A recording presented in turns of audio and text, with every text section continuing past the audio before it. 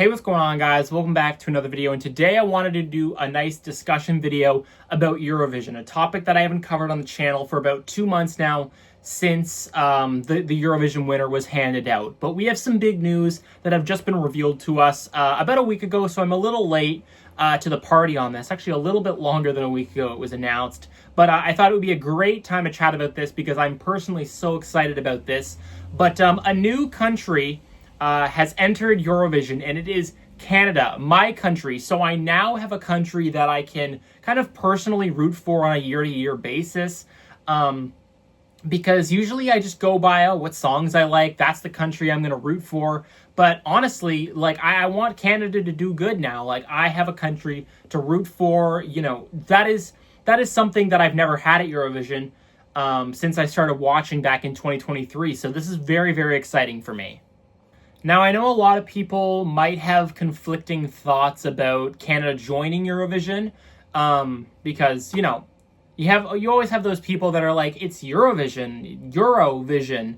Why is Canada and Australia? I mean, look, I don't know what to tell you guys, but Eurovision is expanding. It's a thing that will happen, and it will continue to happen. Now, one thing that I also agree with a lot of the majority of people is that I don't want Canada entering thinking, you know, that the States has a chance at successfully getting into Eurovision. And I don't think that's what's happening.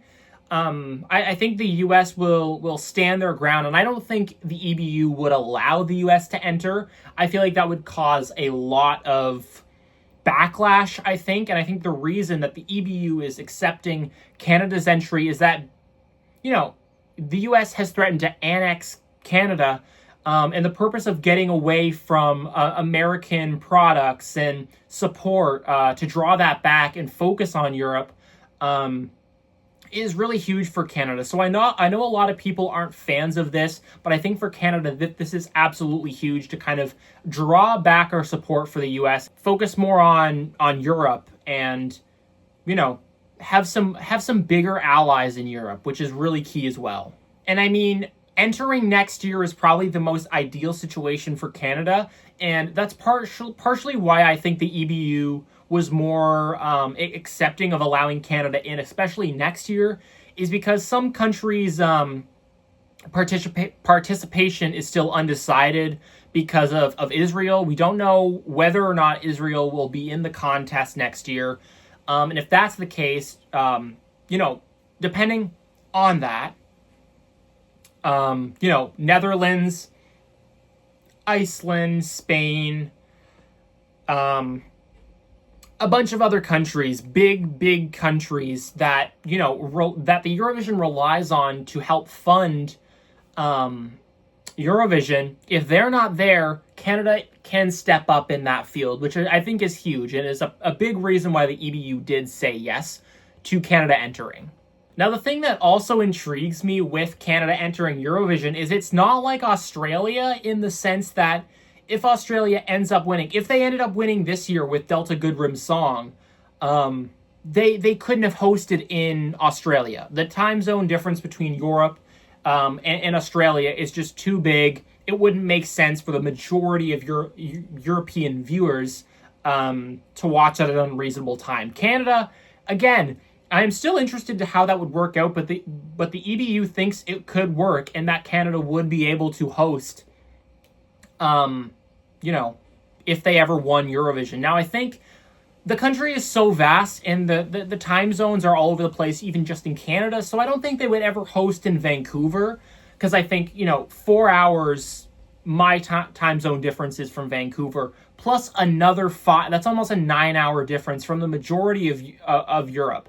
So I think if Canada ever did win, they would focus on the East Coast and have, you know, Toronto, Montreal, Ottawa, that kind of those three cities could participate in hosting. I am really excited to see who Canada picks for Eurovision next year. Again, we have a lot of really, really good talent when it comes to potential Eurovision artists. Obviously, I've seen the rumors or potential, like, oh, I want this artist to participate at Eurovision, like Carly Rae Jepsen, for example, or The Weeknd, or Drake, or like people have been proposing these bigger artists, and that is again not something that even European artists do. Like, I feel like Eurovision fans are forgetting that even like artists from European countries don't participate if they're big, because it's just a huge waste of time for them. If they lose, it doesn't really matter. It's time out of their budget and schedule. If they win, sure, that's great, but it's not going to give them any brownie points, make them bigger as an artist. I feel like these small, maybe well-known artists in different circles, it is great. But when this has happened at Eurovision, it never goes good. I can't see Canada ever doing this, and I can't see any bigger artist in Canada ever doing this. So I think it's going to be one out of left field, which I like. Having an artist that I have never heard of before enter Eurovision, especially for my own country, would be great. I have seen some rumors about Rev potentially being the participant for Canada at Eurovision. She makes great dance pop music. She is very, very Eurovision coded in the way she makes her music and stuff. I feel like that would be a great fit. And she is an artist that is semi-popular in circles, but not like domestically super, super popular. And I think that's kind of where they're trying to aim for. So there's a bunch of different artists as well as the sound variation for what Canada could produce. They could add some French sounds. I would love to hear French language from Quebec enter in the Eurovision Song Contest. That's great for Europe as well, is you have the French connection as well. You could get some indigenous culture in there. That would be so good if you can get some indigenous culture into Eurovision. An entry like that would be so unique, and I think it would perform really well. So there's so many options for Canadian music in Eurovision, and I think a lot of people are going to be surprised at what Canada brings. I think they are serious, and an issue that I still have some concerns at, but I don't think it's that big of an issue, is domestic viewership. I don't know how many people in Canada are going to be invested in Eurovision like European countries are. So that kind of scares me a little bit, but I still feel like we are a big enough country to the point where we can still support ourselves regardless of viewership. Some countries in Eurovision depend on the viewership, but I don't think Canada's going to have a huge viewership. It's more getting it out there. The first couple of years will be slow, then it'll increase. That's kind of my prediction.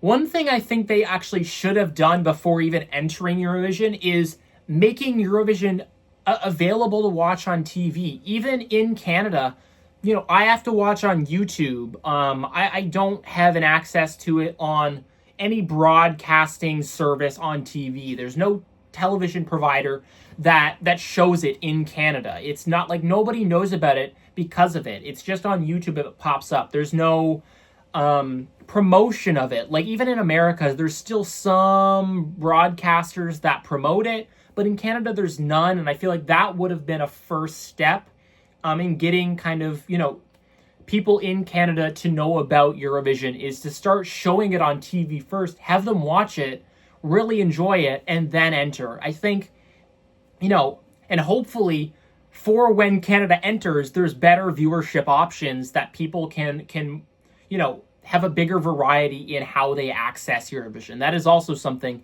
that I think has lacked for Canada. Let me know your thoughts on this. I want to hear primarily Europeans' thoughts on Canada joining Eurovision. Again, it's my country, so I really want to support them here. I like this edition. I have been rooting for it always.